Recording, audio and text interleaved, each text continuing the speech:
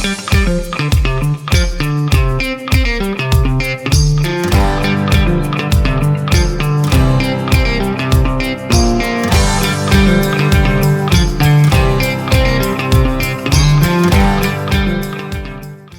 everyone. Thank you for tuning into the podcast, and I appreciate those who have viewed the ones of Barry's podcast, and the final one where he has asked me to tell you about the care that I received from Presbyterian Church in Ireland. So through email, we were invited up to Union College where we would be interviewed separately. And I remember Barry went in first, and I didn't know what to do with myself, and I found myself in a room beside where they were interviewing Barry, and I heard someone shouting at Barry, and I thought, I cannot be in this room, so I went back out to the entrance of the college. So whenever it was my turn to go in, can you just imagine what it was like, thinking that, well, if they're shouting at Barry, they might also shout at me. But they didn't do that. But one of the strangest things that I will never forget is that this person said to me about how he just picks up his wife's phone and he scrolls through her phone, he checks her messages, her texts, her emails. And I remember looking around at all these men, and it was like, this is what I was supposed to do. And I remember what I actually said. I said at that time, unlike him, I never felt the need or the desire to do that. I just felt broken when I got out of that situation, and very much traumatized. I remember in the days and the weeks and the months, I would just burst into tears with only my husband and my children to comfort me. Then, some months after that, they never actually gave us minutes of the meeting, or they never actually said what they had taken from the meeting. But some months after that, they held a meeting at Winterburn Church Hall to ask people to come and say whatever they wanted to say about Barry, and they would have full a disclosure, and their names would even be mentioned. I have to say, I felt shocked at the elders in Winterburn for allowing such a despicable meeting to take place. It is okay to say, no, we're not doing that, and they should have done their bidding at some other place. So I felt let down by those that allowed that meeting to take place. So that was their idea of care that they took towards my husband, myself, and our children. We felt very isolated. Really, at that point, that should have been the end of the matter. But they continued to move the goalposts. They continued to harass, and they continued to try and basically the picture I would give is that they were like ravenous wolves, where they stripped Barry of his dignity, they destroyed his ministry, and they destroyed his life. Now, whenever we did begin to realize that these people are not there to help us, and that took a long time because we thought we were there under the protection of the church. We then thought Barry would try and pick up his ministry somewhere else. So he applied for the Methodist Church in England. And I remember at the time they wanted to know which church, and we were like, I don't know if I want to say that. And we were told that they couldn't interfere in another church's business, but interfered they did. And we got on so well with the Methodist Church, the Methodist minister that wanted to bring us on board. And I got lovely messages of support from him to say that they were very saddened that unfortunately Barry was not able to take up his ministry within the Methodist Church, all because you have these elites within power that interfered in something that they should never had interfered in. They had no right to do that. Then just of late, we had heard when Barry was at end of life and he was in hospital trying this immunotherapy, that there was this couple in Caledon and Winterburn, and the husband, who we didn't know them, we had never met them, didn't know who they were, and he seemed to be in the know with these people in power, these people who control and manipulate, and he felt that he could talk freely to people in Caledon about Barry, saying untruths, despicable, horrible things about Barry, which were just not true. And we wrote to the elders of Caledon Minterton to express our distress that he was going around doing this. Nothing happened, as you can imagine.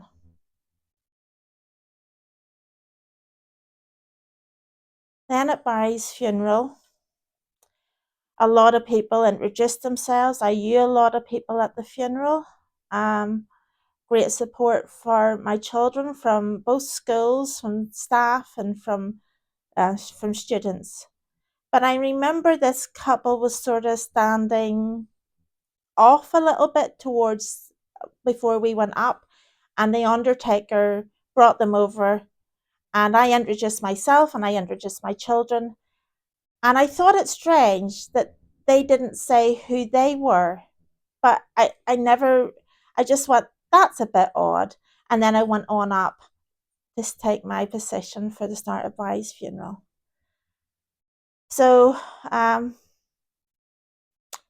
really was delighted that Hannah wrote. She read the scripture that Barry had wanted read in Revelation 5 verses 1 to 10. And she read from her dad's Bible. That was really lovely. But after the funeral was over, we went for tea. And then there was a couple from Winterburn who came up and said that this man and his wife were at Barry's funeral. Now, as you can imagine, I would wonder why they were there. Now, let's make this clear. As far as I know, the woman has never said anything negative about Barry, but her husband certainly has. So why would anyone who would say despicable things come to his funeral? I thought maybe first they maybe came so that he would apologize to me for his behavior. But he did not apologize. So it leads me to believe then that maybe he was there to spy, to hear what was going to be said, to see who would attend Barry's funeral. I just find these acts very low. So that if he's there to pass on this information to these elites in power within PCI and Union College, that is a shame on them. In fact, anyone that turned up at Barry's funeral who was not there for the right reasons, shame on you. I also have quite a bit of concern for our own minister. I am concerned that they would treat him the way that they have treated us, with the lack of care, with going into secret rooms and manipulating the process. I remember right at the start of all this, it seemed to be that if the code for the Presbyterian Church, if it worked for them, then it was followed. If it worked for us, then it was mere guidelines. So when you're in position of power, that are the only people that can discern the code and manipulate it for your own means. That is what they do. Theirs legacy is one of dictatorship, of destruction. And I feel very let down by them. We find out later that these people with power and control, went into closed doors and had meetings, and they just said that Barry was an unworthy husband and father. This is so far from the truth. Barry loved us and we loved him.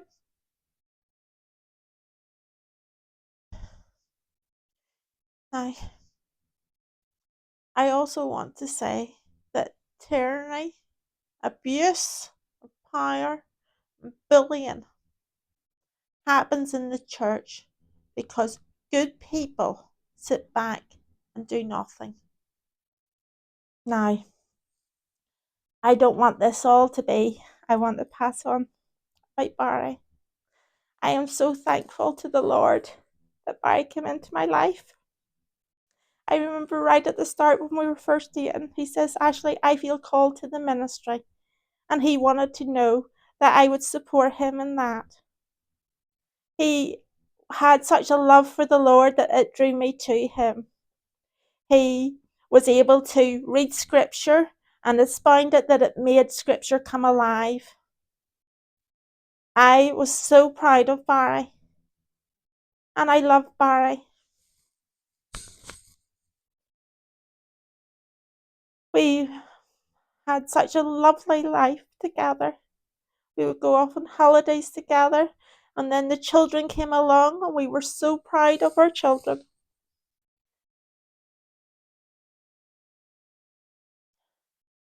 I remember Barry loving his fishing, his days out fishing, his love for history, his love for the motorbikes, and even going out shooting. And these are all things that he has passed on to our son Peter.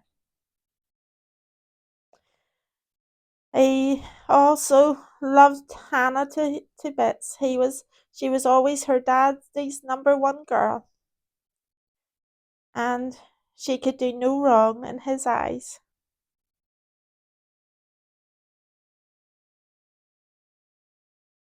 Barry had such a love for life, a love for people, a way to be able to communicate very simply. He always, what you saw was what you got. You didn't have to be concerned that if you said something that Barry would be passing it on. He was there for you to help and support you, and to show the love that the Lord had set in his life to bring hope. I am so blessed that I got to spend this time with Barry. I also want to thank, as a substitute teacher, I also want to thank the school in Belfast that I was working in. They gave me time that I could spend at the end when we knew there was only a few weeks of Barry's life left. And I am so thankful to them that they gave me such support. And I spent our time in the last few weeks, and I have to say, Barry was in good form. He was able to go on a small motorbike and travel with our son and with our daughter on the back, and he was able to travel with on the motorbike a short distance up the coast and come back. Barry was always given strength from the Lord, even when we were told it was end of life back in the summer. Amazing things that Barry was able to achieve. I remember he was coming out of the stem cell transplant in April, and he says, Ashley, your birthday's coming up in July. And he says, I feel strong enough that by that time we'll book a wee holiday. And Barry and I spent time in Jersey. I remember then that he went on the motorbike, and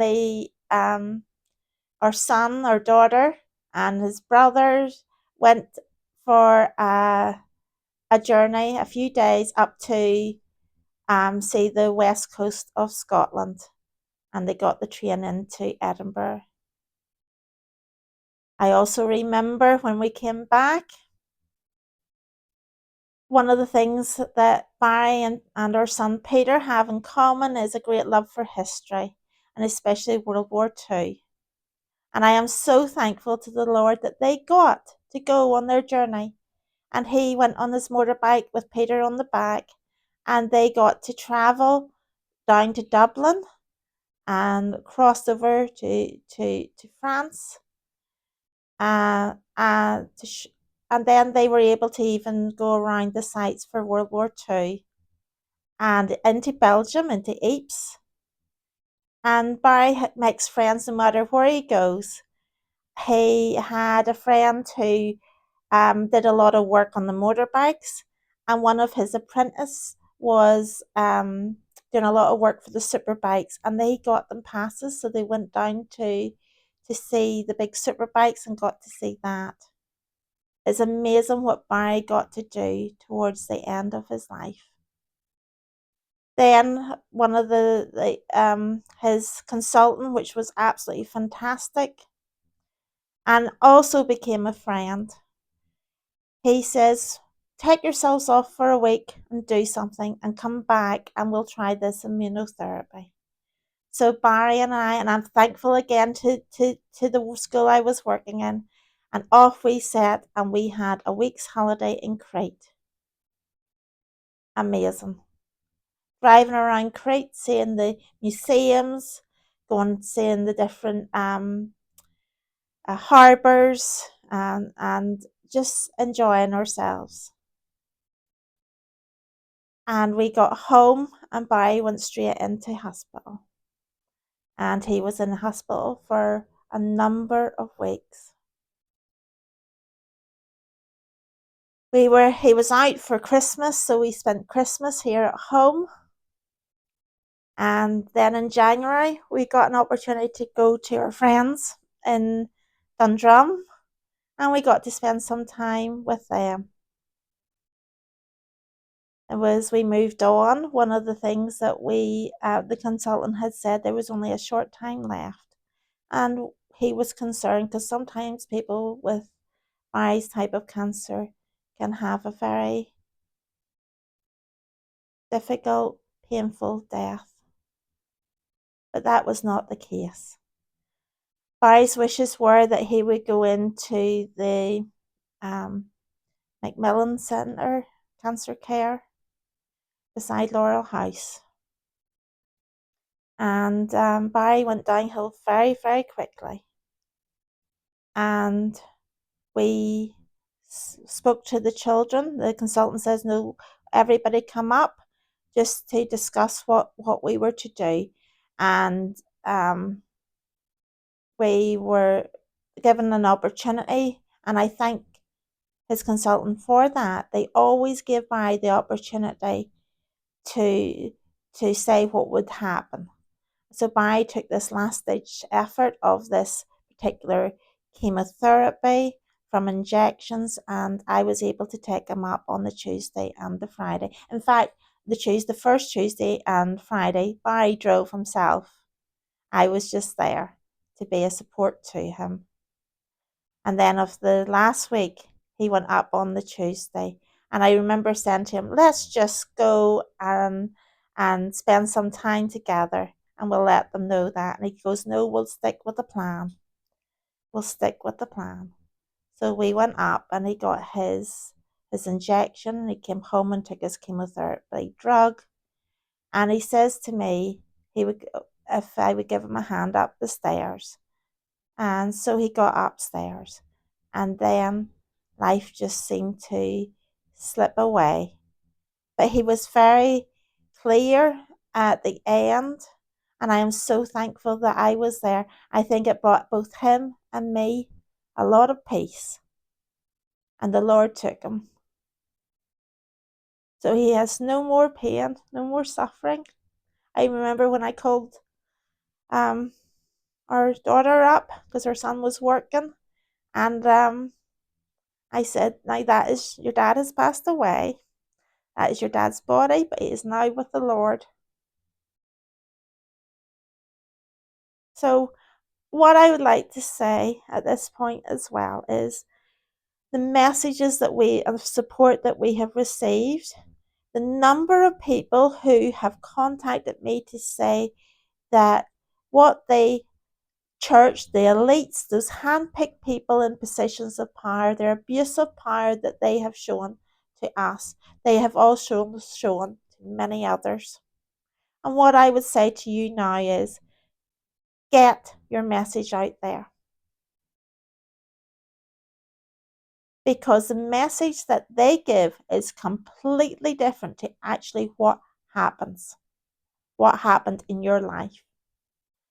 So put on a podcast, just like what my husband has done. Speak to people. Let them know that that is what people are doing. These people in positions of power need to stop. They need to repent. They need to apologize. And they need to seek the Lord. I am so thankful that I got to spend time with my husband. So this is the end of the podcast now, and I appreciate all those people who have viewed it, and I appreciate those who have subscribed. And if there ever is money made, it will go to the the cancer charity. And I thank you for viewing. Bye now.